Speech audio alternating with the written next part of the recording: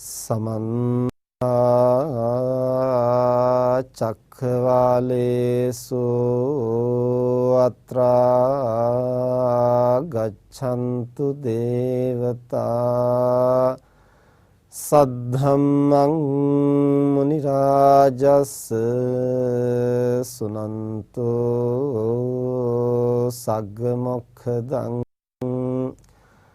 ධම්මස්සවන කාලෝ අයං භදන්තා ධම්මස්සවන කාලෝ අයං භදන්තා ධම්මස්සවන කාලෝ අයං භදන්තා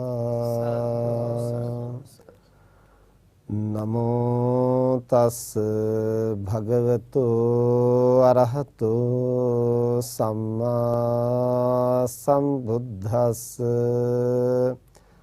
නමෝ තස් භගවතු අරහතු සම්මා සම්බුද්දස්ස නමෝ තස් භගවතු අරහතෝ සම්මා සම්බුද්දස්ස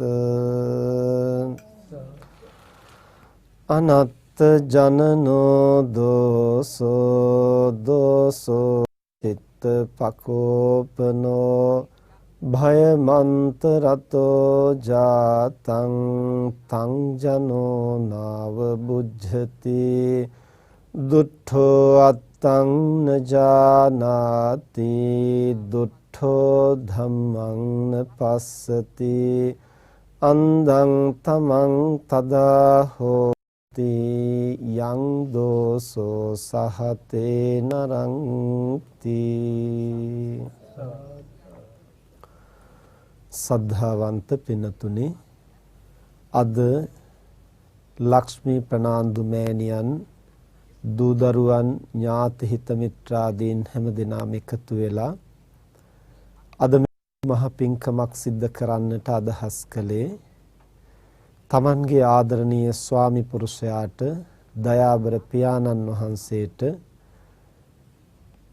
නවරත්න ප්‍රනාන්දු ඒ පියාණන් සිහිපත් කරලා එතුමන්ට පුණ්‍යානුමෝදනා කිරීමේ මූලික පරමාර්ථය පෙරදරි කරගෙන සියලු දෙනාටම ධම්ම අසන්නට අවස්ථාවක් සලස්වා දීලා ඒ ධර්ම දානමේ මහ කුසලයේ සිද්ධ කරගෙන තම තමනුත් ධම්ම අසලා සෑම දිනාටමත් තමන්ටත් මෙලව පරලොව යහපත සලසා ගන්නට ධම්ම මඟ පහදා ගන්නට නිවන් අවබෝධ කරන්නට මග සලසා ගන්නට අපේ ඇති කරගෙනයි අද මේ මහ පිංකම සිද්ධ කරන්නට බලාපොරොත්තු වෙන්නේ.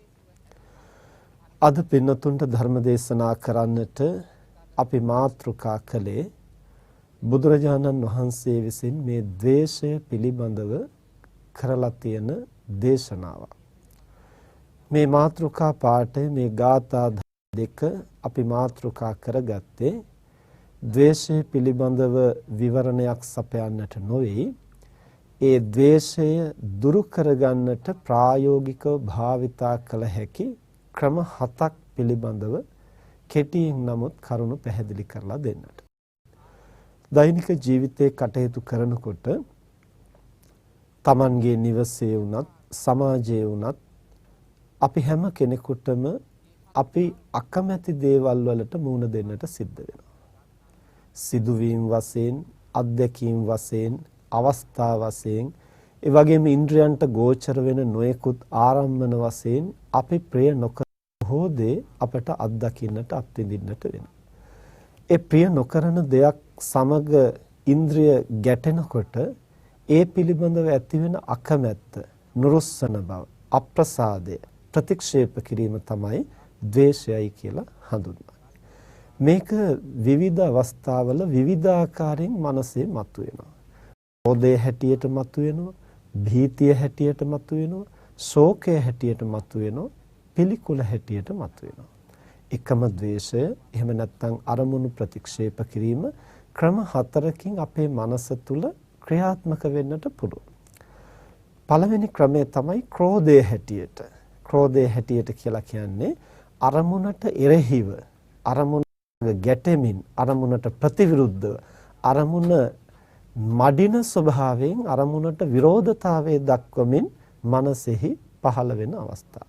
ඒකට කියනවා කෝපයයි කියලා. හරියට දණ්ඩෙන් පහරලත් සර්පෙක් වගේ මනස ඇතුලෙන් ඒ ප්‍රකෝපකාරී බව මතුවලා එනවා.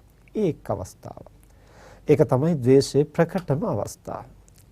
ඒ විදිහට ප්‍රකෝපකාරී විදිහට මතු නොවුනත් භීතිය කියලා කියන්නේ ද්වේෂයේම තවත් එක් අවස්ථාවක්. භීතියයි කියලා කියන්නේ අරමුණ ප්‍රතික්ෂේප කරනවා, හැබැයි එය අභිබවා යන්නට තරම් ශක්තිය නැහැ. අභිබවා යා නොහැකි අරමුණකදී ඇතිවෙන ප්‍රතික්ෂේප කිරීමට අපි කියනවා බියයි කියලා. හස්තියේ කුපිත වෙලා ඉදිරියට කුංචනාද කරගෙන දුවගෙන ආවොත් එය මඩින්නට තරම් අපි තුල ශක්තිය නැහැ. එතකොට අපි බියපත් වෙනවා. එතන බිය කියන්නේ මොකද්ද? ඒ සිදුවීමට අපි කැමති නැහැ. ඒක අත්දකින්න, ඒක අත්විඳින්න අපි ප්‍රිය නැහැ. පිස්සු බල්ලෙක් අපි වෙතට දුවගෙන આવොත්, සර්පෙක් අපි වෙතට කුපිත වෙලා දෂ්ට කරන්නට ඉදිරියට આવොත් අපි බියපත් වෙනවා. ඒ බිය වෙනවා කියන්නේ ඒ ආරම්මණය ප්‍රතික්ෂේප කරනවා. හැබැයි ඒ අභිබවා යන්නට තරම් අපිට ශක්තිය නැහැ. ඒ බඳු අවස්ථාවලදී මනසේ ඇති වෙන ප්‍රතික්ෂේප කිරීම භීතියයි කියලා හඳුන්වනවා. ඊළඟට තව අවස්ථාවලදී අරමුණු ප්‍රතික්ෂේප කරනවා. එය නැවත කවදාවත් අපිට යථා තත්වයට පමුණවා ගන්නට බැරි බව අපි දන්නවා. ඒ බඳු අවස්ථාවලදී නමුත් සිදුවීම අපි ප්‍රතික්ෂේප කරනවා මනසේ. තමන්ගේ ඥාතියෙකුගේ අභාවය, මවගේ අභාවය, පියාගේ අභාවය, සැමියාගේ බිරිඳගේ අභාවය, දරුවාගේ අභාවය තමන් ප්‍රිය කරන්නේ නැහැ. තමන් බලාපොරොත්තු නොවන අවස්ථාවක එබඳු ප්‍රියමනාප පුද්ගලයෙකුගේ අභාවයක් සිද්ධ වුණොත්, තමන් අපේක්ෂා කරන දෙයක් හදිසියේ අපේක්ෂා භංගත්වයට, කඩවීමටපත් වුණොත්, එහෙම නැත්නම් බලාපොරොත්තු කඩ වුණොත්, මෙබඳු අවස්ථාවක තමන් සතුව තිබුණු දෙයක් හදිසියේ තමන්ට අහිමි වුණොත්, මෙබඳු අවස්ථාවකදී අපේ මනසේ ඒ සිදුවීම ප්‍රතික්ෂේප කරන්නා වූ මනෝභාවයක් ඇති වෙනවා. හැබැයි නැවත අපිට මේක යථා තත්ත්වයට පත් කරගන්නටත් බැහැ කියලා අපට තේරෙනවා. ඒත් මනසින් ප්‍රතික්ෂේප කරනවා. මෙබඳු අවස්ථාවකදී ඇති වෙන ප්‍රතික්ෂේප කිරීම ශෝකයයි කියලා හඳුන්වනවා. තව සමහර අවස්ථාවලදී අරමුණ ප්‍රතික්ෂේප වෙනවා. හැබැයි එය ස්පර්ශ කරන්නටවත්, ඒ ගැන හඟින්නට තරම්වත් අපේ මනස කැමති නැහැ. ඒ තරම්ම මනසින් ඒක පිළිකුල් කරනවා. අසුචි ගොඩක් දැක්කොත්, එහෙම නැත්නම් මලකුණක් දැක්කොත්, ඒ බඳු අවස්ථාවක ඒක ප්‍රතික්ෂේප කරනවා. හැබැයි ප්‍රතික්ෂේප කිරීම අපේ ගත සිත දෙකම හැකිලෙන ස්වභාවයෙන් තමයි, බැහැර වෙන ඉවත් කරගන්නා ස්වභාවයෙන් තමයි මේ ප්‍රතික්ෂේප කිරීම මතුවෙන්නේ. ඒකට කියනවා පිළිකුලයි කියලා. එතකොට මේ කවර ආකාරයෙන් මතුණත් ද්වේෂයමයි වඩාම අපට ද්වේෂයේ හැටියට ප්‍රකටව අපි හඳුනාගෙන තියෙන්නේ ක්‍රෝධ හැටියට අරමුණ සමග ගැටෙමින්, අරමුණ සමග ප්‍රතිවිරුද්ධ වෙමින්, අරමුණ සමග ද්වන්ද්ව වෙමින් අපේ මනසේ ආවේගකාරීව ඇති වෙන මනෝභාවය තමයි අපි ගොඩක් වෙලාවට ද්වේෂය කියලා හඳුන්වන්නේ. එතකොට එය පමණක් නෙමෙයි, මේ අවස්ථා හතරෙහිම අපේ මනසේ මතුවෙන්නේ ද්වේෂය. බුදුරජාණන් වහන්සේ දේශනා කරනවා ජනනෝ දෝසෝ දෝසෝ චිත්ත පකෝපනෝ. මේ ද්වේෂය අනර්ථය ඇති කරනවා. යහපත අහිමි කරනවා. අයහපත මතු කරනවා. කුමක් නිසාද? දෝසෝ චිත්ත පකෝපනෝ. මේ ද්වේෂයෙන් සිත ප්‍රකෝප කරනවා. සිත කිලිටි කරනවා. සිත ව්‍යාකූල කරනවා. සිත ආවේගකාරී කරනවා. භයමන්තරතෝ ජාතං තං ජනෝ නාව බුජ්ජති. මේ ද්වේෂය මනසේ ඇති වුනහම නිරන්තරයෙන් මහ බියක් මනසට ඇති කරනවා. මහ තැතිගැන්මක් ඇති කරනවා. අපි යමක් ප්‍රතික්ෂේප කරන්නේ ඒකෙන් අපට හානියක්, අනතුරක් වේවි කියන සංඥාවත් එක්ක. අර කෝප වෙන්නේ කුමක් නිසාද? ප්‍රකෝපකාරී විදිහට මතුවෙන්නේ මොකක් නිසාද? මෙහෙම ලොකු අනර්ථයක් සිද්ධ වෙනවා. ඒ නිසා මේකට නම් වෙන්න ඉඩ තියන්න බෑ. මේකට නම් මම කැමති නෑ. මේ විදිහින් එක්තරා බිය ස්වභාවයකුත් ඒ තුල අන්තර්ගත වෙලා තියෙනවා. તો නිරන්තරයෙන් මේ ද්වේෂය යම්කිසි කෙනෙකුගේ මනසේ පහළ වෙනවා නම් ඒ පුද්ගලයාට බියක් ඒත් එක්කලාම මතුවෙනවා. ඒ බිය එන්නේ ද්වේෂ සහගතව තව කෙනෙකුට හිංසා කළොත්, තව කෙනෙකුට විනාශ කළොත්, වෙඩි තියලා මැරුවොත්, බෝම්බ ගහලා මැරුවොත්, වසවිස දීලා මැරුවොත් මේ හැම එකක් පස්සෙම එන්නේ මොකද්ද? භීතිය. ද්වේෂ සහගතව ආවේගකාරීව ක්‍රියාත්මක වෙන හැම මොහොතකම ඒ පසුපසෙන් එනවා බිය, තැතිගැන්ම, පීඩාව, අසහනය. නිරන්තරයෙන් මේ ආවේගකාරී බව එහෙම නැත්නම් ද්වේෂය සත්වයාට බිය වෙනවා. දුට්ඨෝ අත්තං නජානාති දුට්ඨෝ ධම්මං නපස්සති. ද්වේෂයෙන් මනස ව්‍යාකූල වුණාම අත්තං නජානාති. අත්ත කියලා කියන්නේ යම් හේතුවක ඵලය. ධම්මං නපස්සති. ධම්ම කියලා කියන්නේ යම් ඵලයක් ඇති කරන හේතුව. ද්වේෂයෙන් මනස ව්‍යාකූල වුණාම හේතුව පේන්නේ, ඵලය පේන්නේ නැහැ. ඒ කියන්නේ මේ කරන්න යන වැඩේ මොකද්ද අනාගතේ ඇති වෙන හානිය කියලා Tamanට පේන්නේ නැහැ පැහැදිලිව. ඒ වගේම මේ හානිය ඇති කරන්නට මොකක්ද හේතු වෙන මනෝභාවය කියලා Tamanට හරියටම පැහැදිලිව තේරෙන්නේ නැහැ. ඒකට වෙන වෙන හේතු තමයි දකින්නේ. අහවලා තමයි මේකට වග කියන්නත්, අහවලා තමයි වග කියන්න ඕනේ කියලා හිතනවා මිස තමන්ගේ මනසේ මේ ඇති වෙන මනෝභාවයයි ඒකට හේතු වෙන්නේ කියලා මේ ව්‍යාකූල බවට, මේ සිත්ඇවුලට, මේ චිත්ත පීඩාවට මගේ මනසේම චින්තනයයි, මම හිතන හැටිමයි, මම ගත්ත සංඥාවමයි හේතු වෙලා තියෙන්නේ කියන එක අපිට පේන්නේ. ඇයි කුපිත වෙන්නේ කියලා හොත අහවලා මෙහෙම කරපු නිසා, අහවලා මෙහෙම කිව්ව නිසා අපි ලෝකේ දෙයක්ම තමයි දකින්නේ. ඒතකොට හැබෑවට හේතුව නැහැ. බාහිර කාරණයක් හේතුවක් වෙන්නට පුළුවන්. එහෙම නැත්නම් බාහිරින් හේතුවක් වෙනවා. නමුත් ප්‍රධාන හේතුව තියෙන්නේ අපේ මනසෙහි. ඒ ප්‍රධාන හේතුව අපි දකින්නේ නැහැ. ඒ වගේම මේ හේතුව නිසා ඇතිවෙන අභ්‍යන්තර බාහිර ඇතිවෙන හානිය, මෙලවට පරලවට සිද්ධ වෙන හානිය අපට පේන්නේ නැතු වෙනවා. එතකොට අත්තං නජානාති ධම්මං නපස්සති. හේතුව පේන්නේත් නැහැ, ඵලය පේන්නේත් නැහැ පැහැදිලි. අන්දං තමන් තදා හෝති යං දෝසෝ සහතේ නරං. ද්වේෂයෙන් යම් කෙනෙකුගේ මනස ව්‍යාකූල කළාම ඒ බඳු අවස්ථාවකදී අන්ධං තමන් තදා හෝති. තද අන්ධකාරයක්. තම කියලා කියන්නේ අඳුරට, අන්ධ කියලා කියන්නේ නොපෙනෙන බවට. තද අඳුරකින් නොපෙනී යනවා. ඒ පුද්ගලයාගේ මනසේ හොඳ නරක, කල යුත්ත නොකල යුත්ත, හේතුව ඵලය, සදාචාරය දුරාචාරය, ධර්මය අධර්මය, හිතවත්කම අහිතවත්කම, මෙලව පරලව මේ මොකවත් පේන්නේ නැතුව මනස ව්‍යාකූල වෙනවා. ඒ නිසා අනත්ත ජනනෝ දෝසෝ, ද්වේෂය අනර්ථය ඇති කරනවා. දෝසෝ චිත්ත ප්‍රකෝපනෝ, ද්වේෂයෙන් නිරන්තරයෙන් මනස ප්‍රකෝප කරනවා. භයමන්තරතෝ ජාතං, ඉන් බිය ඇති කරනවා. තං ජනෝ නාව බුජ්ජති, එය මිනිසුන්ට වැටහෙන්නේ නැහැ. ඇයි වැටහෙන්නේ නැත්තේ? එහිදී තද අඳුරක් මනසෙහි ඇති වෙන නිසා. ඉතින් මේ පිළිබඳව දිගින් දිගට කරුණු නොකියුවට ද්වේෂය කොච්චර අපට හානි කරද කියන බව අපි හැමදෙනාම ජීවිතේ අත්දැකලා තියෙනවා. අපට ඒක පැහැදිලි කාරණයක්. ඒ නිසා අපි අද ධර්ම දේශනාව තුළින් උත්සාහ කරන්නේ මේ ද්වේෂය අපේ මනසින් බැහැර කරගන්නට. අපේ මනසේ ද්වේෂය මතුවුණොත්, ආවේගය මතුවුණොත් ඒක දුරු කරගන්න අපි මොකද්ද කරන්න ඕන? එක ක්‍රමයක් එක්කෙනෙකුට හරියන්න පුළුවන්, ඒක අනිත් අයට හරි නොයන්නට පුළුවන්. වෙනත් ක්‍රමයක් ඒ තැනත්තාට හරියන්න පුළුවන්. කොහොම හරි අපි යම්කිසි ක්‍රමයක්, අපට ගැළපෙන ක්‍රමයක් හොයාගන්නට වෙනවා. එහෙම හොයා නොගත්තොත් මේ ද්වේෂය නිසා අපේ මෙලව පරලොව ජීවිතවලට මහත් වූ අනර්ථයක් සිද්ධ වෙනවා. හුඟක් දෙනෙක් කියන කාරණයක් තමයි හාමුදුරනේ තරහ ගන්න එක හොඳයි කියලා තේරෙනවා. හැබැයි මේක නවත්ත ගන්න බෑනේ. මේක අයින් කරගන්න බෑනේ. එහෙම කියන්නේ. ඉතින් මෙහෙම නොඑක් කතා සමාජයෙන් ඇහෙන නිසා අපි කල්පනා කළේ මේක දුරු කරගන්නට විවිධ ක්‍රම පිළිබඳව අපි විටින් විට ධර්ම දේශනාවලදී සාකච්ඡා කරනවා, කතා බහ කරනවා, දේශනා කරනවා. නමුත් ඒ ඇතැම් කරුණු සමහර කෙනෙකුට හරියනවා, සමහර කෙනෙකුට ඒක ප්‍රමාණවත් වෙන්නේ නැහැ. ඒ නිසා අද ධර්ම දේශනාව තුළින් අපි බලාපොරොත්තු වෙන්නේ ද්වේෂය දුරු කරන්න අපට උපකාර කරගන්නට පුළුවන් ප්‍රායෝගික ක්‍රම කිහිපයක්. 7ක් පමණ අපට භාවිතා කරන්න පුළුවන්. ඒ ක්‍රම දීර්ඝ වශයෙන් අපට විග්‍රහ කරන්න කාල වේලා නොවෙන්නට පුළුවන්. කෙටියෙන් හෝ ඒ පිළිබඳව පැහැදිලි කරන්න.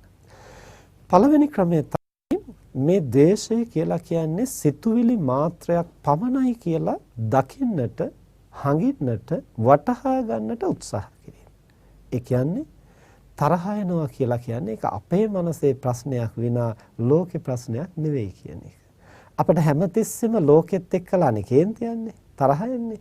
බාහිරින් සිද්ධ වෙන දෙයක් සම්බන්ධවනේ. එතකොට ඒ වෙන දේ අර එහෙම වුණා මෙහෙම වුණා කියලා අපි ඒකත් එක්කම පැටලෙන්න යනවා. අපිට වැටහෙන්නේ නැහැ මේ මම සිතන ආකාරය මතයි මේ ප්‍රශ්නේ නිර්මාණය වෙන්නේ කියලා. උදාහරණයක් හැටියට ගත්තොත් අපි හිතමු කෙනෙක් hina වෙනවා. කෙනෙක් hina වුණාම අපිට ප්‍රියමනාප බවක්, ආදරයක්, සෙනෙහසක් දැනෙන්නට පුළුවන්. සමහර අවස්ථාවකදී ඒ තැනත්තාම hina ආදරයෙන් සෙනෙහසෙන් අපිට තරහ යනවා. එතකොට වර එකදී සිනහවට ආදරයක් ඇති වෙන්නටත් වර එකදී සිනහව පිළිබඳව තරහක් ඇති වෙන්නටත් හේතුව මොකද්ද? අර මිනිස්සේ අවස්ථා දෙකේම hina වෙච්ච එක විතරනේ කළේ. එතකොට එක් විටකදී අපට ඒකට ආදරණීය බවක් ඇති වෙන්නටත් තවත් විටකදී අමනාපයක් ඇති වෙන්නටත් හේතුනේ මොකද්ද? සිනහවේ ආදරණීය බවක් නම් ඇති කරන්නේ අවස්ථා දෙකේම ඒ බඳු හැඟීමක් ඇති කරන්න ඕන.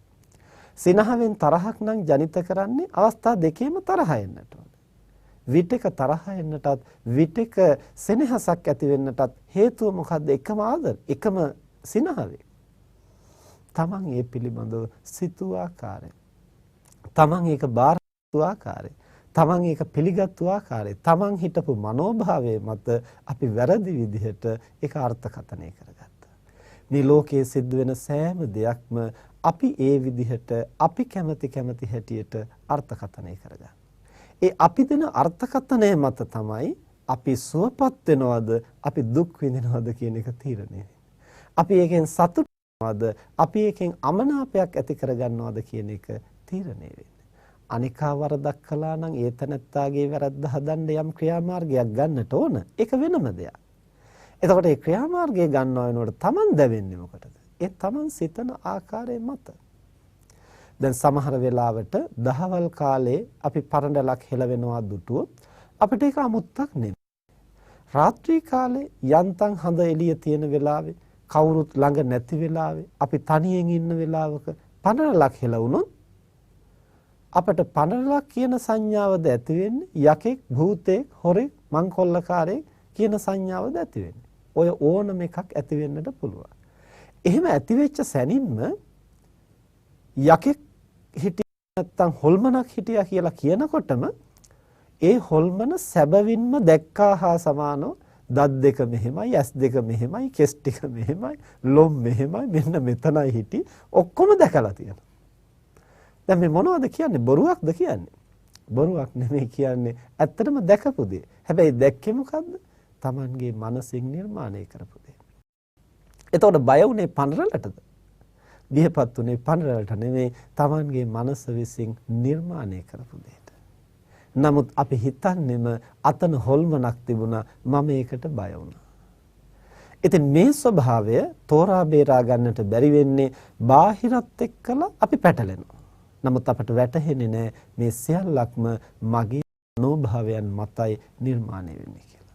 නොමනාපය, තරහව, ද්වේෂය, ක්‍රෝධය, භීතිය, ශෝකය, පිළිකුල මේ හැම දෙයක්මත් එහෙමයි අපි ඒ පිළිබඳව සිතන ආකාරය මතයි එය නිර්මාණය වෙන්නේ. මේ කාරණේ අපට හරියට තේරුම් ගන්නට පුළුවන් නම් ඇත්තටම තරහ යනව වෙනුවට අපි ගැනම ලැජ්ජා වෙනවා. කොච්චර අපේ මනස ලාමකද කියලා. මට මතකයි දිනක් අපේ අයියා පිළිබඳව යම් කාරණයක් දැනගෙන මට ඒකෙන් නොමනාපයක් ඇති වුණා. ඒ කියන්නේ මම බලාපොරොත්තු වුණා මම පවුලේ බාලයා නිසා අනිත් අය අම්මා තාත්තට හොඳට සලකගෙන අම්මා තාත්තා පෝෂණය කරමින් ඉන්නට ඕන. එහෙම සංකල්පනාවක් මනසේ තිබුණා. ඒක වරදක් නෙමෙයිනේ ඉතින්. දැන් අපිට මේ තරහ එන ඒවා හැමතිස්සෙම මේ අඩුපාඩුම කියලා කියන්නත් බෑ. සමහර වෙලාවට සාධාරණේ ගැන කතා කරන්න ගිහිල්ලා හොඳ දේවල් කරන්න ගිහිල්ලා තමයි අපි ගැටෙන්නේ සමහරලාට. දුර්වලකම් නිසාම ගැටෙන අවස්ථාවක් තියෙන්න පුළුවන්. හැබැයි සමහරු හොඳ වැඩ කරන්න ගිහිල්ලා, සමාජ සේවය කරන්න ගිහිල්ලා, යහපත කරන්න ගිහිල්ලා එහෙම තමයි ගැටෙන්නේ. ඒ වෙලාවට ඒක හොඳ නැහැ කිව්වට ඒක තෝරලා දෙන්න බෑ. ඇයි හොඳක් කරන්න ගිහිල්ලායි මේ ප්‍රශ්නේ මතුවලා තියෙන්නේ. ඒ නිසා ඔහොම හිතන්න එපා. එහෙම හිතන්න නැතුව කොහොමද? එහෙම හිතන්න නැතුව කොහොමද වැඩ කරන්නේ?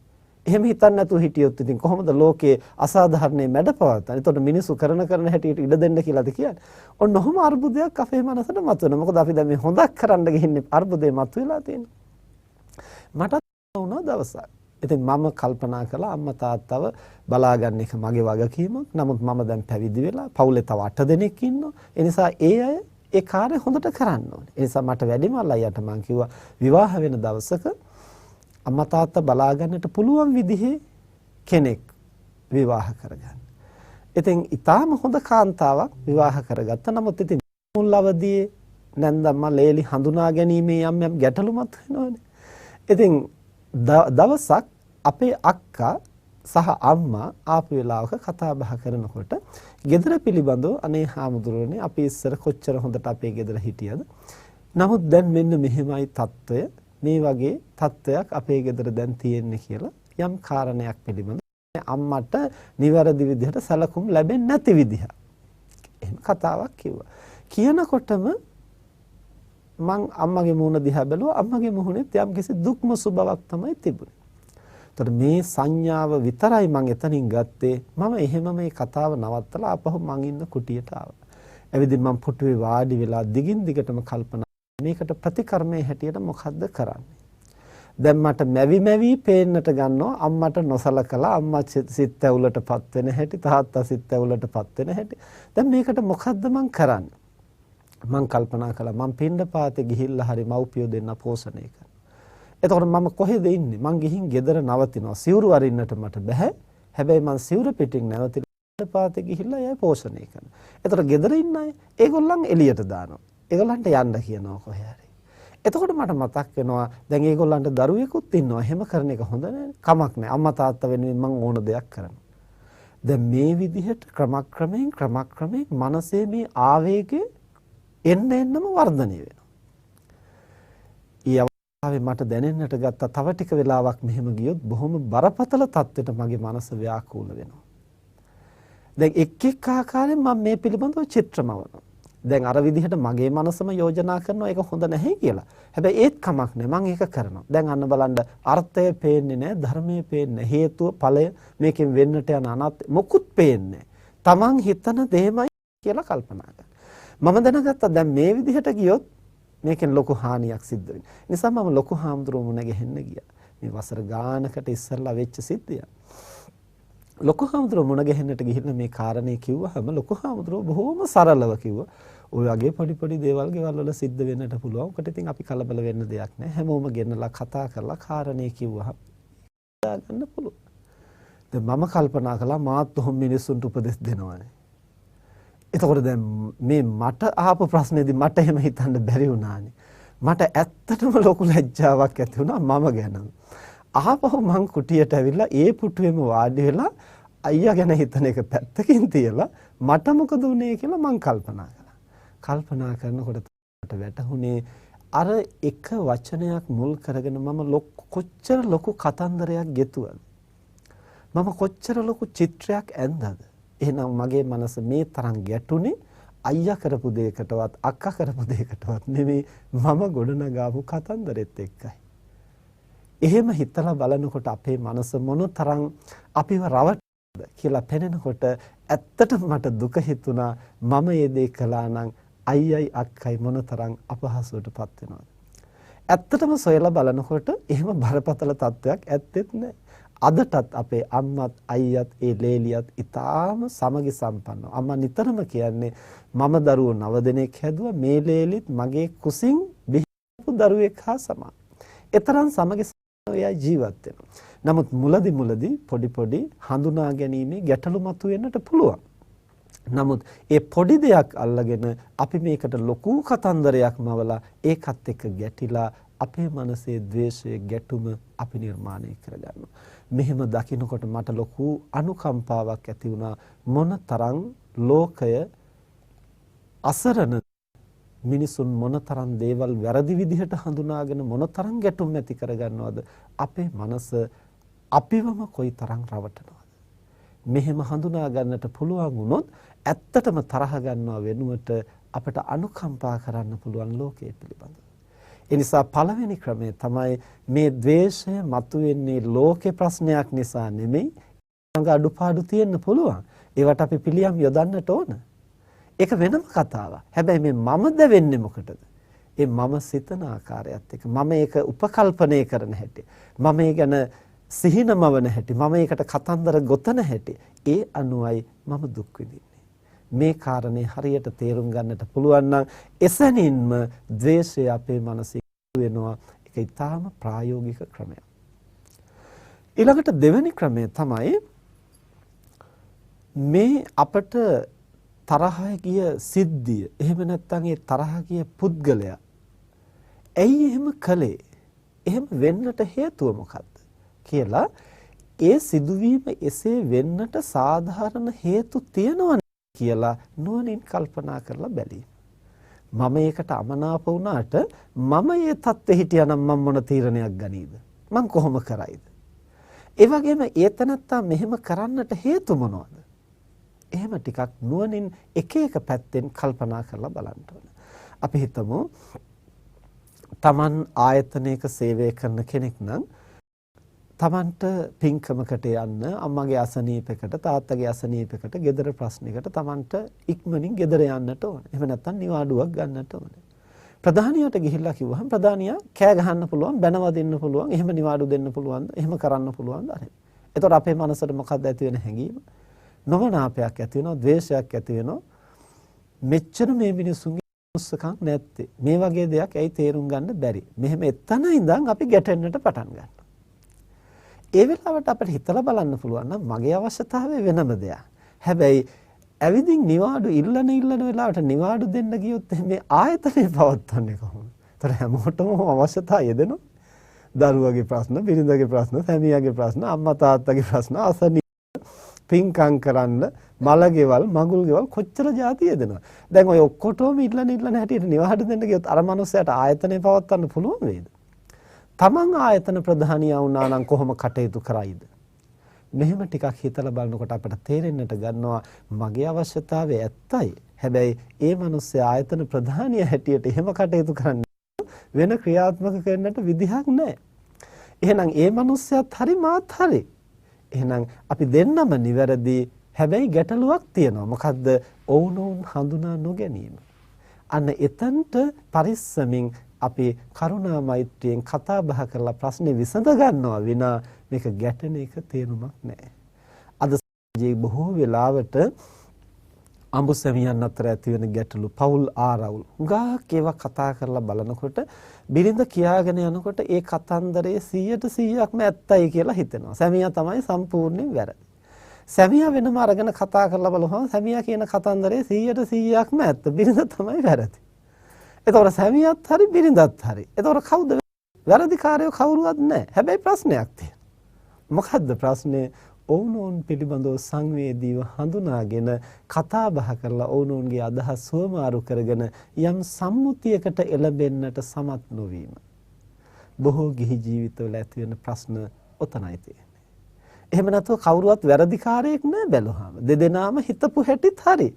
හැටි හරි කියලා කියන්නේ ඒ අය ලැබලා තියෙන අත්දැකීම් මත, ඒ අයගේ සමාජ පසුබිම මත, ඒ අය කුඩා කාලේ Tamanගේ මව්පියන්ගෙන් ලැබුණු යම් හුරු පුරුදු ඇබ්බැහි මත, සාංශාරික වශයෙන් Taman ගෙන ආපු ගති ලක්ෂණ මත. ඉතින් එහෙම ක්‍රියාත්මක වෙනවා යරෙන්න වෙන ක්‍රියාත්මක වෙන්න ක්‍රමයක්වත් නැහැ.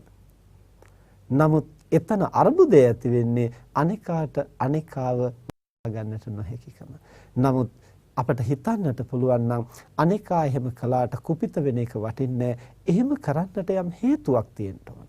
එක්ක නොදැනුවත්කම, එක්ක හිතුවක්කාරකම, එහෙම නැත්නම් Taman සමාජයෙන් ලැබලා තියෙන අත්දැකීම්, එහෙම නැත්නම් මව්පියන්ගෙන් Tamanට ලැබිලා තියෙන යම් වැරදි ඇබ්බැහි, වැරදි වැටහීම්, මේ දේවල් සමහර කරුණවලදී සමහරලාට බිරිඳ තදින් ඉන්නවා. සමහරලාට සැමියා බොහොම තදින් ඉන්නවා. සමහර වෙලාවට ආචාර ධර්ම පිළිබඳව, එහෙම නැත්නම් පවුලේ යම් කටයුතු පිළිබඳව දෙදෙනා දෙආකාරයක මත දරන්නට පුළුවන්. ඇයි එහෙම වෙන්නේ කියලා ටිකක් සොයලා බැලුවොත්, විමසලා බැලුවොත් ඇත්තටම එහෙම හිතන්නට, කල්පනා කරන්න, එහෙම තීරණ ගන්නට සුදුසු හේතු ඒ අය තුල තියෙනවා. අපි ඒක සුදුසු නැහැ කියලා කල්පනා කරනවා. නමුත් එතනට සුදුසු හේතු තියෙනවා. දරුවෙක් සම්බන්ධ වුණත් අපි මෙහෙම හොයලා බලන්න ඕන. ශිෂ්‍යයෙක් සම්බන්ධ වුණත් අපි මෙහෙම හොයලා බලන්න ඕන. වැඩිහිටි අම්මා තාත්තා සම්බන්ධ වුණත් අපි මෙහෙම හොයලා බලන්න ඕන. ඒ අයගේ වෘද්ධ ස්වභාවයත් එක්ක, අත්දැකීම් එක්කලා, ඒ අය ජීවිතේ විඳලා තියෙන දුක් පීඩා එක්කලා, ඒ අය දරුවෝ ගැන එහෙම තදින් හිතන එක වරදක් නැහැ. දරුවෝ ගැන කල්පනා කළොත් ඒ අය ජීවත් වෙන සමාජ රටාවත් එක්කලා වර්තමාන ලෝකයේ යන ස්වභාවයත් එක්කලා ඒ අය එහෙම හිතන එක වැරදිත් නැහැ. එතකොට කවුද වැරදි? වැරද්ද වෙන්නේ ඔවුනොවුන් පිළිබඳව හඳුනාගෙන සම්මුතියකට එළඹෙන්නට බැරිකමයි. ඒ නිසා අපට නොමනාවක් ඇති කරගෙන ගැටිලා ප්‍රතික්ෂේප කරලා අර්බුදයක් ඇති කරගන්නව වෙනුවට අපිට ටිකක් හිතලා බලන්න පුළුවන් නම් ඇත්තටම මෙහෙම වෙන්නට හේතු මොනවද? මිනිස්සු ඇයි මෙහෙම ක්‍රියාත්මක වෙන්නේ? එදා මට හිතුණා ඒ අයියා පිළිබඳව, අක්කා පිළිබඳව, අම්මා පිළිබඳව, ඒ නිවසේ ගැටලු පිළිබඳව මම හිතපු විදිහට මට කල්පනා වුණා මිනිස්සෙක් වැරදි හිතන්න ගත්තොත්, තව කෙනෙක් කියන දේවල් දැඩිව අරගෙන ඒ පිළිබඳව එක එක කතන්දර ගොතන්න ගත්තොත් එක විනාඩි කිහිපයක් ඇතුළත මිනිස්සෙක් මොනතරම් දරුණු වෙන්නට පුළුවන්ද? මොනතරම් රෞද්‍ර වෙන්නට පුළුවන්ද? එහෙනම් එහෙම වෙන්නට හේතු තියෙනවා. ඒකත් එක්කලා අපි ගැටෙන එක නෙවෙයි යුතුයකම. එහෙම වෙන්නේ මොකක් නිසාද කියලා හොයලා ඒ හේතු සාධක අවම කරගන්න. අපි තුල ඒ බඳු හේතු සාධක අවම කරගන්න, අන් අය තුල ඒ සිද්ධ වෙන හේතු සාධක අවම කරන්න අපට උත්සාහවත් වෙන්නට පුළුවන් නම් එහෙම වෙනස් කරන්න බැරි තැනක ඔවුනොවුන් පිළිබඳව අවබෝධයෙන් දෙදෙනාම යම්කිසි සම්මුතියකට එළඹිලා ගැටලුව निराකරණය කරගන්නට අපට පුළුවන්කම තියෙනවා. නිසා දෙවැනි ක්‍රමය තමයි මෙසේ සිදුවන්නට හේතු තියනවායි කියලා හැම පැත්තෙම ඊට සරිලන හේතු සාධක විමසා බැලීම. පළවෙනි ක්‍රමය තමයි Tamanගේ මනසේ ඇතිවෙන ආවේගය, ඒ සිතුවිලි මාත්‍රයක් පමණයි මම හිතන හැටියට වෙන දෙයක් ඒක කියන ඒ චින්තනයේ තියෙන දෝෂය දැකීම.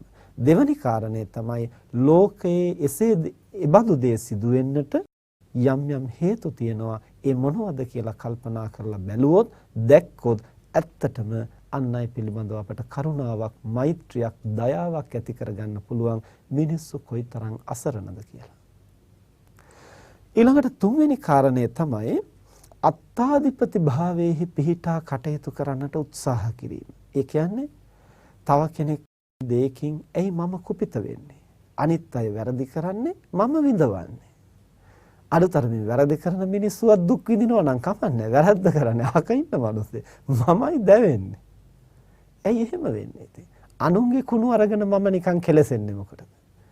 අනුන්ගේ කැලිකසල මම අරගෙන ඇයි හිස මැත්තේ දාන්නේ? තව කෙනෙක් කරන කියන දේවල් මත ඇයි මම නිකන් කුලප්පු වෙන්නේ? මගේ නූල, මගේ පාලනය ඇයි මං අනිත් අය අතට දෙන්නේ? මට බැරිද මාව පාලනය කරගන්න? මට බැරිද මගේ මනස සංසුන් කරගන්න? අනිත් අය කරන දේවල් වලින්, කියන දේවල් වලින් දඟලන්නට, කුපිත වෙන්නට, කුලප්පු වෙන්නට ගියොත් ටික කාලයක් යනකොට මට මාව ඉතුරු වෙයි. එහෙම වෙන්නට ගියොත් අනිත් අයට පුළුවන් අදින ගානේ අපි වැටෙනවා. එතකොට නූල තියන්නේ ඒ අය මත. රූකඩ වගේ. ඒ අය නූලෙන් අදින හැටියට අපි නටනවා. ඇයි එහෙම වෙන්නේ අපේ ජීවිතේ? මනුස්සත්වය කියන්නේ එහෙම ජීවිතයක් නෙමෙයි. මනුස්ස කියලා කියන්නේ උසස් මනසක් ඇති සත්වය. උසස් මනසක් කියන්නේ නිසාද යම්කිසි පාලනයකට නතු කරගන්න, යහපත අයහපත වෙන් කරගන්න, වෙන් කරගෙන අයහපත වළක්වාගෙන යහපතෙහි යෙදෙන්නට, යම්කිසි ආත්ම දමනයක්, සංයමයක් ඇතුව, පාලනයක් ඇතුව සිත කය වචනය පුහුණු කරන්න පුළුවන් හැකියාවක් මේ මනසට, මේ කයට, මේ ආත්ම භාවය තුල පවතිනවා. ඇයි ඒ හැකියාව මම ප්‍රයෝජනෙට නොගන්නේ? එහෙම නොගන්නවා නම් මම තවදුරටත් මිනිස්සෙක්. සත්තු සිව්පාව වගේ හිතන දේ ක්‍රියාත්මක කරනවා නම්, හැඟෙන විදිහට කටයුතු කරනවා නම්, හැඟීම් වලටම වහල් වෙනවා නම් මොකක්ද මේ ජීවිතයේ තියෙන වටිනාකම? එහෙනම් කොහොමද මනස උසස් කියලා කියන්නේ? ඉතින් මේ තරමටම ඇයි මම බොළඳ වෙන්නේ? ඇයි මං අනුන්ගේ නූල් සූත්‍රයෙන් නැට වෙන්නට යන්නේ? අනිත් අය කරන කියන දෙයින් මං ඇයි කුලප්පු වෙන්නේ? එහෙම වෙන්නට ගියොත් ඒ අය සම්පූර්ණ මාව නැත්තටම නැති කරන්නට ඒ අයට පුළුවන්. අපිට මතකයිනේ පුංචි කාලේ ඉස්කෝලේ යනකොට සමහර වෙලාවට අනිත් ළමයි මොකක් හරි එකක් අපිට කියනවා විහිළුවට, එහෙම නැත්නම් අපිව කේන්ති ගස්සන්න මොකක් හරි නමක් කියනවා. ඉස්කෝලේ යන කාලේ අපි හැමෝටම මොකක් හරි නමක් වැටෙනවනේ. ඒතකොට ඒ නම පළවෙනි වතාවට කිව්ව ගමන් ඔන්න කේන්ති අරගෙන කෑ ගැහුවොත් මොකද කරන්නේ? හැමෝම කියන්න ගන්නවා. දකින්න ගන්නේ කියන්න ගන්න. ඒකට කුපිත නොවී ඉන්නට පුළුවන් නම් වරක් දෙකක් කියනවා, නැවත කීප වරක් කියලා බලනවා. ඊට පස්සේ ඒකට අපි කලබල වෙන බවක් පේන්නට නැත්තම් ඒක එතනින් එහාට නවත්තලා දානවා. එහෙනම් ලෝකයා කරන කියන දේෙන් අපි කුලප්පු වෙනවයි කියලා තේරුම් ගත්තොත් තමයි එයයි නැවත කුලප්පු කරන්නට උත්සාහ කරන්නේ. ඒ නිසා ඒ තරම් සාර්ථක ප්‍රයත්නයක් නොවේ කියලා එයාට දැනෙනකොට ඊය යම් ප්‍රමාණයකින් කරුණු තේරුම් ගන්න කටයුතු කරන්න උත්සාහ කරනවා. ඒ නිසා මම ඇයි අන් අයගේ කුණු මගේ හිස මත දාගන්නේ? ඇයි අන් අය අදින හැටියට මම නටන්න හදන්නේ? අන් අයගේ කිලුටෙන් ඇයි මම කිලුට වෙන්නේ? මට බැරිද මා පිළිබඳව සංයම දමනයක් ඇති කරගෙන කටයුතු කරන්න? මෙසේ අත්තාදිපති භාවයේහි පිහිටා තමන් පිළිබඳව ආත්ම ගරුත්වයක්, ආත්ම විශ්වාසයක්, ආත්ම ශක්තියක් තමන් තුළින් නිර්මාණය කරගෙන ඒ මත පිහිටන්නට පුළුවන් නම් මනසේ පහළ වෙන ආවේගයේ ද්වේෂය අපට පළවා හරින්නට එය උදව් වෙනවා. ඊළඟට හතරවෙනි කාරණාවයි මේ කර්මයේ විපාක දෙන ක්‍රම ගැන කල්පනා කරලා බැලීම. කුසල කර්මය හෝ අකුසල කර්මය හෝ අපි වෙත විපාක දෙන ක්‍රම තුනක් තියෙනවා. එකක් තමයි තමන් හරහා ක්‍රියාත්මක වෙනවා. තමන්ගේ මනස හරහා. අනිත් එක තමයි අපේ කර්මය අනිත් අයගේ මනස හරහා අපි වෙත ක්‍රියාත්මක වෙනවා. අනිත් එක තමයි සෝබා දහම හරහා ක්‍රියාත්මක වෙනවා. අපි හිතමු අපසරේ ප්‍රාණඝාත අකුසලයක් කරලා තියෙනවා. ප්‍රාණඝාත අකුසලයේ ඍජු කර්ම විපාකයේ තමයි අකල් මරණය. ඒ බඳු ප්‍රබල අකුසල කර්මයක් අපි කරගෙන තියෙනවා නම් ඒ කර්මය ඉස්මතු වෙනකොට තමන්ගේ මනස දුබල නම් තමන් තුලින් මේක මතුවෙන්න පුළුවන්. මතුවෙනකොට ඒ තැනත්තාට හිතෙන්නට ගන්නවා මොකක් හරි පොඩි දෙයකින් ගැටිලා හොඳ පාඩමක් උගන්වනවා ජීවිතේට ගන්න ඕනේ කියලා හිතෙනවා. අනිත් අයට පාඩමක් උගන්වන්න වහ බොනවා, බෙල්ල වැල දා ගන්නවා, ගඟේ පනිනවා, මුහුදේ පනිනවා, කෝච්චියට බෙල්ල තියනවා, අනුන්ට පාඩමක් උගන්වන්න. එහෙම නැත්තම් අනුන්ට පාඩමක් ඉගැන්වීම කෙසේ වෙතත් එක්ක තමන් අමනාප වෙලා ලෝකයෙන් පලා යන්නට ප්‍රශ්න වලට මුහුණ දී ගන්නට බැරුව මොන දෙයකින් හරි තමන්ගේ මනසේ ඒ බඳු හැඟීමක් ඇති වෙනවා. ඇති වෙලා තමන්ම ජීවිතේ නැති කරනවා අනුන්ට පාඩම් ඉගැන්වීම කෙසේ වෙතත් තමන්ගේ කර්මය තමන්ගේම මනසෙන් මතුවෙලා තමන්ගේම ජීවිතේ විනාශ කරනවා. ඒක බොහොම බරපතලයි. සියදිවි නසා ගන්නවා නම් ද්වේෂ සහගතව අනන්ත ආත්ම ගණනාවක් මේ අනන්ත සසරේ බොහෝ කාලාන්තරයක් ඒකට නැවත නැවත ඇබ්බැහි වෙන්නට පුළුවන්. ඒ වගේ මනුෂ්‍යාත්ම භාවයකට නැවත පැමිණීමටත් ඒක බාධකයක්. ලබාපු ආත්ම භාවය ප්‍රතික්ෂේප කරනවා කියන්නේ. ඒක නැවත මනුෂ්‍යත් භවකට එන්නට ලොකු බාධාවක්. මනුෂ්‍යාත්ම භාවයකට යම් කුසලයක් නිසා යම් හේතුවක් නිසා පැමිණියත් ඊළඟ ආත්මෙත් අර ආයු කාලය වෙනකොට අර සංඥාව මතුවලා බොහෝ දුරට දිවිනසා ගන්නට පුළුවන්. ඊළඟ ආත්ම වෙනකොට මේක තවත් ඇබ්බැහි වෙලා ඊළඟ ආත්ම වෙනකොට තවත් ඇබ්බැහි වෙලා එන්න වැඩෙනවා. ඒකයි භයානකම. අපි හිතමු ඒ විදිහට Tamanගේ මනසින් මතුවෙන්නේ Tamanගේ මනස දුබල නම් manussත්වයේ වටිනාකම ජීවිතයේ වටිනාකම මෙහි තියෙන ආදීනවේ දන්නවනම් කවදාවත් මිනිස්සෙක් දිවිනසා ගන්නට පෙළඹෙන්නේ නැහැ. එතකොට මේ කර්මයට මොකද වෙන්නේ? එතකොට ඉතින් අහල පහල ඉන්න දුර්වල ක්‍රියාත්මක වෙනවා. අහල පහල ඉන්නවා නම් දුබලේ ඒ මිනිහට හිතෙනවා වෙඩි තියන්න ඕන, බෝම්බ ගහන්න ඕන, පිහියෙන් අනින්න ඕන, වස ටිකක් දෙන්න ඕන, හූනියමක් කරන්න ඕන. ඔහොම හිතෙනවා අනිත් මිනිසුන්ට අපි ගැන. දැන් මේ මොකද්ද වෙන්නේ? කර්මේ තියෙන්නේ අපි ළඟ. අනිත් මිනිස්සු ඒකට අතකොළු වෙනවා, ඒවා විපාක දෙන්න. හරිම පුදුමයි මේ ලෝකේ ක්‍රියාත්මක වෙන සෝබා දහම ගාම. ඉතින් එතකොට කෙනෙකුට හිතෙන්න පුළුවන් මොනතරම් අසාධාරණද කර්මයේ තියෙන වෙන කෙනෙක් ළඟ. ඇයි මේ තව කෙනෙක් කරහා ක්‍රියාත්මක? කිසිම අසාධාරණයක් නැහැ. ඒ මිනිහා දුබල නිසායි ඒ හරහා ඒ කර්මය ක්‍රියාත්මක වෙන්නේ. මේ ලෝකේ හැම ශක්තියක්ම ඒ මාධ්‍යයන් ඇසුරු කොටගෙන තමයි ක්‍රියාත්මක වෙන්නේ. දැන් වායුව වගේ මාධ්‍යයක් දුර්වල තැන් ඇසුරු කරගෙන තමයි, හිස් තැන් ඇසුරු කරගෙන තමයි යන්නේ. විදුලිය වගේ මාධ්‍යයක් ඝන දේවල් ඇසුරු කරගෙන තමයි යන්නේ. එතකොට අකුසල කර්මය හරියට වායුව වගේ දුර්වලම තැන් ඇසුරු කරගෙන තමයි යන්නේ. කුසලය කියන එක විදුලිය වගේ ඝන දේවල්, ශක්තිමත් දේවල්, සද්ධාවෙන්, ප්‍රඥාවෙන්, වීරයෙන් වැඩුණු මනසක් ඇසුරු කරගෙන තමයි කුසල ශක්තිය ක්‍රියාත්මක වෙන්නේ. ඒ දුර්වල මනස ක්‍රියාත්මක ඇසුරු කරගෙන තමයි අකුසල කර්ම ක්‍රියාත්මක වෙන්නේ. ඉතින් තමන්ගේ මනස දුබල නම් පහසුවෙන් එතනින්ම මතුවෙනවා. ඉතින් අහල පහල කොහෙවත් යන්න දෙයක් නැහැ. තමන්ගේ මනස ශක්තිමත් නම් අහල පහල ඉන්න දුර්වලයේ කරා තමන් වෙත මතුවෙනවා. ඒක ඉතින් බිරිඳ වෙන්නත් පුළුවන්, සැමියා වෙන්නත් පුළුවන්, දරුවා වෙන්නත් පුළුවන්, අම්මා තාත්තා වෙන්නත් පුළුවන්, ආයතන ප්‍රධානියා වෙන්නත් පුළුවන්. කවදාවත් නුදුටු කෙනෙක් වෙන්නත් පුළුවන්, ඕන කෙනෙක් වෙන්න පුළුවන්. හතුරෙක් වෙන්නත් පුළුවන්, මිතුරෙක් වෙන්නත් පුළුවන්. දුබලයා කොතනද? එතනින් අපේ කර්ම වේගය මතුවෙනවා.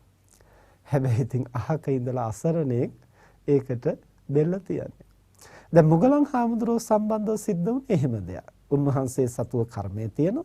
ඒක විපාක දෙන්නට ඕනේ. උන්වහන්සේ රහතන් වහන්සේ නමක් නිසා උන්වහන්සේගේ මනස බොහොම ශක්තිමත්. එතනින් මේ කර්මය මතුවෙන්නට කොහොමවත් ඉඩක් නැහැ. එහෙනම් දැන් මොකද වෙන්නේ? අනිවාර්යෙන් විපාක දෙන්නටත් ඕනේ. දැන් මේ කර්ම ශක්තිය අහල පහල ඉන්න දුර්වලයෝ හරහා ක්‍රියාත්මක වෙනවා. එතකොට ඒ අය මහා ලොකු දෙයක් කළා වගේ හිතා ගන්නවා අපි නියමෙටම වැඩේ කළා කියලා. හැබැයි උන්වහන්සේ කර්මයෙන් නිදහස් වුණා. අර අය අනන්ත කල්පාන්තරයක් විඳවන්නට ආනන්තරය කර්මයක් කරගත්තා. මේ කාරණේ අපට හරියටම දකින්න පුළුවන් නම් අපිව නසන්න, අපිව වනසන්න, අපට බනින්න, අපට හිංසා කරන්න එන මිනිස්සු ගැන ද්වේෂ කරන එක නෙමෙයි, ඇත්තටම අනුකම්පා කරන්න වටිනවා. දුර්වලකම තියෙන්නේ අපි ළඟයි, වල කපලා තියෙන්නේ අපි. මේ මිනිහා ඉබාගාතය ඇවිල්ලා ඒකට වැටෙන්නයි යන්නේ. ඉතින් එහෙමනම් කර්මයේ මා සතුව තියෙනවනේ, ඔන්න ඔහි වෙඩි තියලා ගියෙද්දෙන් කියලා පපුව අල්ලගෙන ඉන්න එක නෙවෙයි පින්නතුනේ. මමත් රැකෙන්නට ඕනේ, මේ මිනිස්සයත් මේකෙන් බේර ගන්නට ඕනේ. මම කපාපු වලටයි වැටෙන්නට යන්නේ. ඒ නිසා පව් අසරණයා, ඒ නිසා එකෙන් වළක්ව ගන්නට පුළුවන් නම්, මටත් වළකින්නට පුළුවන් නම්, ඥානවන්තව අපිට කරන්න පුළුවන් දේ ඒකයි. ඒ නිසා දකින්නට පුළුවන් නම් ඇත්තටම අපට හිංසා කරන, අපට වෛර කරන මිනිස්සු ගැන ද්වේෂය ඇති කරනවා වෙනුවට සැබවින්ම අනුකම්පාවක්, කරුණාවක් ඇති කරගන්න පුළුවන්. බුදුරජාණන් වහන්සේ තමන්ට එරෙහි වෙන පුද්ගලයන් සම්බන්ධව, තමන්ට බොහෝ හානි කරන අය සම්බන්ධවත් කරුණාව දක්වන්නට සමත් වුණේ. ඇයි? උන්වහන්සේ දන්නවා ලෝකයේ තුල දේවාත්මක වෙන හැටි. ඒ නිසා තමන් වහන්සේට කාටවත් හානි කරන්නට බෑ, තමන් සතුව ඒ බඳු කර්ම වේගයක් නැත්තම්. මදුරුවෙක්වත් තලලා මරන්නට බෑ පින්නතුන්. ඌටත් අකාලේ මැරෙන්න හේතුවක් නැත්තම් කොච්චර තලුවත් ඌයි ගිටලා යනවා. හැබැයි ඉතින් බනහද්දි හරි අහක බලාගෙන ගැහුවත් තැලිලා ඇඹරිලා යනවා. ඌටත් ඒ වෙලාවට සුදුසු හේතුවක් මතුව. එතකොට අන අහහා වුණත් ඌ කර්මයෙන් නිදහස් කරලා ඒක අපේ මල්ලට දාගන්නත් පුළුවන්. මෙහෙම දකින්නට පුළුවන් නම් සැබවින්ම අපිට බොහෝ පාප ධර්මයන්ගෙන් වළකින්නටත් පුළුවන්. ඒ වගේම අපට එරෙහි වෙන අය පිළිබඳව ද්වේෂ කරනව වෙනුවට අනුකම්පා කරන්න පුළුවන්. එතකොට අහල පහල කෙනෙක් නොහිටියොත් දුර්වලෙක්, ඊට පස්සේ කර්මයට මොකද වෙන්නේ? සෝබාදහම හරහා ක්‍රියාත්මක වෙනවා. ගම් වතුර ගලලා, මුහුදු ගොඩ ගලලා, අකුණු ගහලා, වැස්ස වැහැලා, ලෙඩ හැදිලා, නොඑක් දේවල් වලින් නාය ගිහිල්ලා, ගිනි කඳු පුපුරලා ඕන තරම් ක්‍රම තියෙනවා. හැබැයි ඉතින් එහෙම වෙනකම් මිනිස්සුන්ට බලා ඉන්න බෑ. මිනිස්සු ඇඟිලි ගහලා අතපුච්ච ගන්නවා. මේ න්‍යාය, මේ ස්වභාවය, මේ ලෝක ධර්මතාවය අපට හරියට තේරුම් ගන්නට පුළුවන් නම් ඇත්තටම එයා පිළිබඳව අනුකම්පාවක් ඇති වෙනවා, ද්වේෂ කරනවා වෙනුවට. ඊළඟට පස්වෙනි ක්‍රමය තමයි පළමුවෙන්ම තමන් සැකසෙන්නට ඕන. අත්තානමේව පඨමං පතිරූපේ නිවේසයේ අතඤ්ඤ මනුසාසෙය්‍ය නකිලිසෙය්‍ය පඬිතෝ කියලා බුදුහාමුදුරෝ දේශනා කළේ. අනුන්ට අවවාද කරන්න ඉස්සෙල්ලා තමන් සැකසෙන්න උත්සාහ කරන්න. අඩුතරමින් අනුන්ට කෑකෝ ගහන්නට යන්න ඉස්සෙල්ලා මට පුළුවන්ද අපිට සියල්ල මේ රහත් වෙලා අනුන්ට උපදෙස් දෙන්නට පුළුවන් වෙනකම් බලා හිටියොත් ඉතින් කවදාවත් කාටවත් උපදේශයක් දෙන්න හම්බ වෙන්නේ නැති වෙන්න පුළුවන් මේ ජීවිතේ. ඒ නිසා රහත් වෙලා අනුන්ට උපදෙස් දෙන්නට ඕනයි කියන කතාව නෙමෙයි මේකෙන් කියන්නේ. තව කෙනෙකුගේ වරදක් දැකලා ඒ වැරද්ද හදන්න යන්න නම් අඩුමතර ඒකෙන් කුපිත නොවි ඉන්නට තරම්වත් මගේ මනස සංසුන් කරගන්නට මම දක්ෂ වෙන්නට ඕනේ.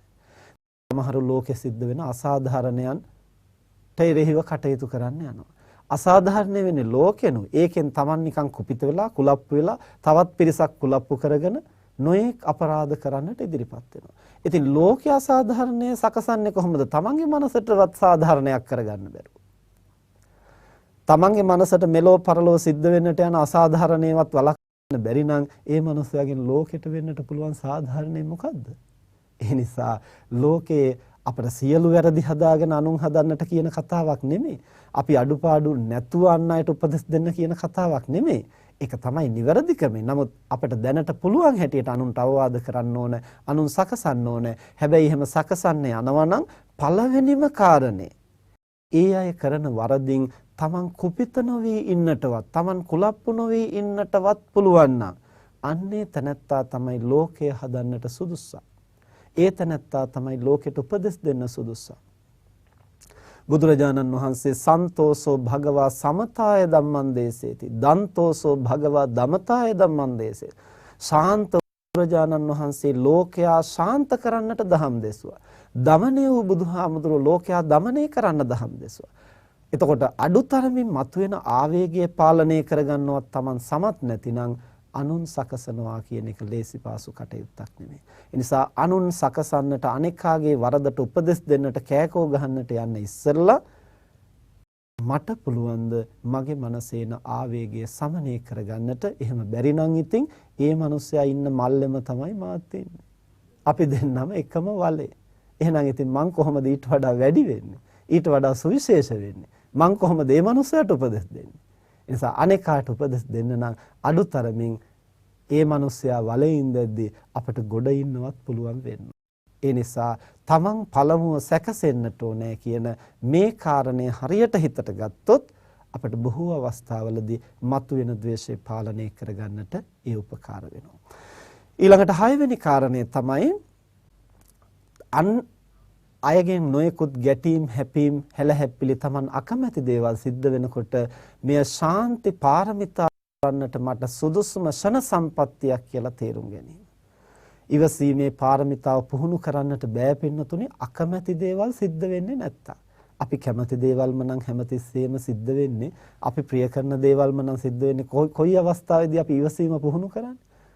මට නම් තරහ යන්නේ නැහැ කියලා කියන්න පුළුවන් වෙන්නේ තරහ ගන්නට කරුණු පැමිණෙද්දී තරහ නොගෙන ඉන්නට පුළුවන් තමයි මට නම් ඉවසීම තියනවා කියලා කියන්න පුළුවන්. එහෙනම් ඉතින් මේක මැනගන්නත් මේක පුහුණු කරන්නත් එකම අවස්ථාව කොයි අවස්ථාවද? අපි අකමැති දේවල් සිදු වෙන අවස්ථාව.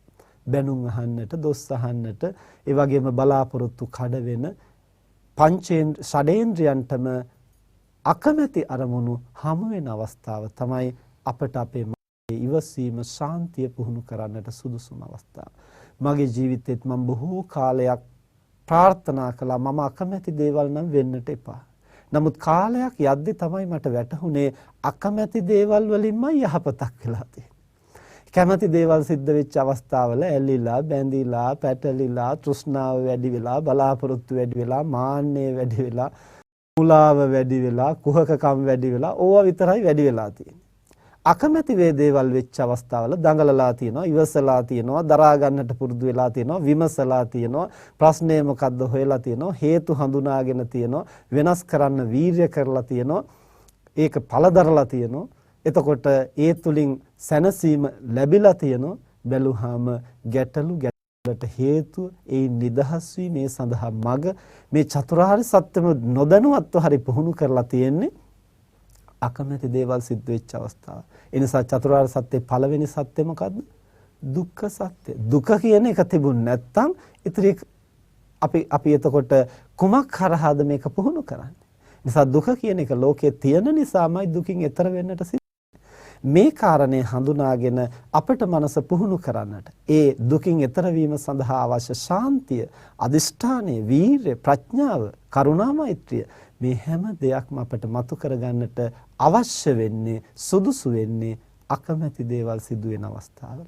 එhmenan ඒ අවස්ථාව ගැටෙන්නට කාරණයක්ම නෙමෙයි අපේ මනසේ පාරමිතා ධර්ම ගුණ ධර්ම පුහුණු කරන්න සුදුසුම අවස්ථාවක් කියලා හරියට හඳුනාගෙන පුහුණු කරන්න පුළුවන් නම් ඒ මහත් වූ විජයග්‍රහණයක් සඳහා මෙලව පරලොව අභිවෘද්ධිය සඳහා හේතු වෙනවා.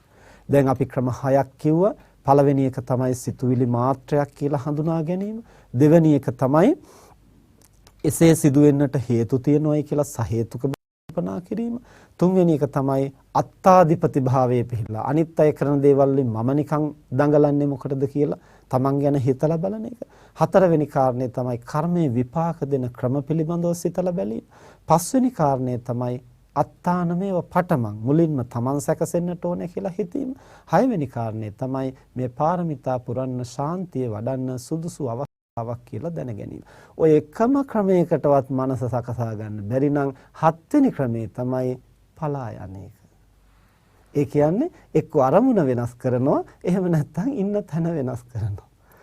පරිසරය හෝ අරමුණ හෝ වෙනස් කිරීම මොකුත්ම පියවරක් ගන්නට බැරි නම් අවසාන ක්‍රමේ ඒක නිවැරදි ප්‍රතිචාර දැක්වීමක් නෙමෙයි. ප්‍රතිචාර දක්වන්න Tamanට හයියක් ඇත්තේම නැත්තම් දැන් තව දුරටත් මෙතන හිටියොත් මහා ආරවුලක් ඇති වෙන්නයි යන්නේ. මටත් ඔරොත්තු දීමේ ශක්තිය නැති වීගෙන යනවා, පාලනය නැති වෙනවා, අනේකාත් කුපිත වෙනවා. තව ටිකක් වෙලා හිටියොත් නම් ගහ බැන ගන්නටයි වෙන්නේ කියලා තේරෙනවා නම් හිමින් සැරේ මග හැරලා යන්නේක හොඳයි.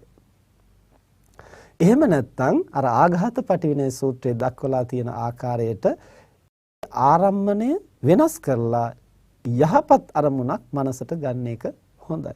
එතනම ඉඳලා වෙනත් අරමුණක් ගන්නට පුළුවන් නම් එහෙම ගන්නට බැරි නම් ස්ථානය පරිසරය වෙනස් කරලා හරි වෙන්නට යන මහ විනාශය වළක්වා ගන්නට තමන් උත්සාහ කරන්න ඕන අර මොකවත්ම බැරි නම්. ඉතින් මේ ධර්ම දේශනාව මම මීට පෙර දිනක කරපු අවස්ථාවේ එතන හිටපු බොහෝ දෙනා අන්තිමට කිව්වා අපිට ඉතින් පුහුණු කරන්න වෙන්නේ එහෙම වුණොත් අන්තිම එක තමයි කියලා.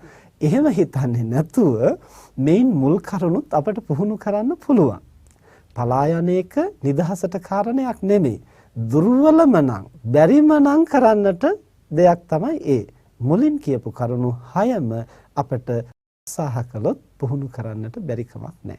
ඒ නිසා ඒ ආකාරයෙන් Tamanගේ මනසේ මතුවෙන ආවේග හඳුනාගෙන මේ ක්‍රම 6-7න් Tamante අවස්ථාවට මතු කරගත හැකි ක්‍රමයක් නැවත නැවත පුහුණු කරලා මානසික ආවේග දුරු කරගෙන සහනදායී මනසින් ලෝකය දකින්නට නිවැරදිව ධර්මානුපතිපත්තියෙහි දෙන්නට ගැටුම් අවම කරගත් සංසුන් මනසකින් ලෝකයේ තුල ජීවත් වෙන්නට හැම දිනාටම ශක්තිය ලැබේවා කියලා අපි ආශිර්වාද කරනවා. මෙතෙක් වේලා ධර්ම ශ්‍රවණය කිරීම තුළින් සිදු කරගත් සියලු කුසල් දෙවියන් සහිත ලෝකයාටත් මිය පරලෝකීය ඥාතීන්ටත් අප හැම දිනාටමත් බුදු පසේ බුදු මහරහතන් වහන්සේ නිවී සැනසී පැමිණ වදාළ මෝ නිවනින් සැනසීම පිණිසම හේතු වේවා කියලා ප්‍රාර්ථනා කරන්න.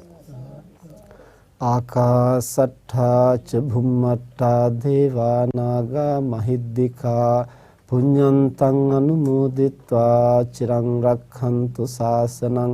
ආකාසට්ඨා ච භුම්මට්ඨා දේවා නාග මහිද්దికා පුඤ්ඤන්තං අනුමෝදිත්වා චිරං රක්ඛන්තු දේශනං. ආකාසට්ඨා ච භුම්මට්ඨා දේවා නාග මහිද්దికා පුඤ්ඤන්තං අනුමෝදිත්වා චිරං රක්ඛන්තු ත්වං සදා.